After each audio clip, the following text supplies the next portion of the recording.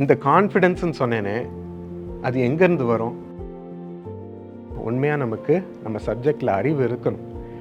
இப்போது ஏஐ அப்படின்னா அந்த சப்ஜெக்டில் நமக்கு உண்மையாக தெரிஞ்சிருக்கணும், விஷயம் தெரிஞ்சிருக்கணும். அப்போ தான் அவங்களுக்கெல்லாம் நல்ல விஷயம் பழகுனவங்க. ஒரு கொஸ்டின் கேட்டாலே நம்ம அந்த பதிலை எந்த கான்டெக்ஸ்டில் சொல்கிறோம் அப்படின்னு ஒரு தியரிட்டிக்கலாக புக்கிலேருந்து ஒரு டெஃபினேஷன் சொல்கிறோமா அப்படின்னு சொன்னாலே அதுலேருந்தே கண்டுபிடிச்சிருவாங்க.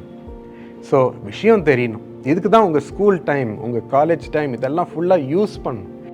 ஏஐயை நல்லா உங்களுக்குள்ளே எடுத்து, இல்லை மேத்தமேட்டிக்கல் தியரம்ஸ் உங்களுக்குள்ளே எடுத்து, இல்லை சிக்னல் ப்ராசஸிங் இதையெல்லாம் எடுத்து இதை எப்படி அப்ளை பண்ணணும் அப்படின்ட்டும் நீங்கள் முயற்சிகள் நீங்கள் தான் எடுக்கணும். இன்றைக்கி நிறைய டூல்ஸ் இருக்குது, ஸ்கூல் இருக்குது, காலேஜில் சொல்லித்தராங்க, ஆன்லைனில் நிறைய படிக்கலாம், இல்லை கோச்சிங் போகலாம், இல்லை நிறைய ஆப்ஸ் இருக்குது இதுக்குன்னே கற்றுக்கிறதுக்கு நிறைய இருக்குது. உங்களுக்கு சான்சஸ், எக்ஸ்கியூசஸே கிடையாது. எனக்கு இது அவங்க நல்லா சொல்லித்தரலன்னு நீங்கள் சொல்ல முடியாது. உங்கள் கையில் தான் இருக்குது. எப்படி புழிஞ்சு வாங்கிக்கிறீங்க, உங்கள் கரியருக்காக வேலை கிடைக்கணுன்றதுக்காக எப்படி ப்ரிப்பேர் பண்ணிக்கிறீங்க.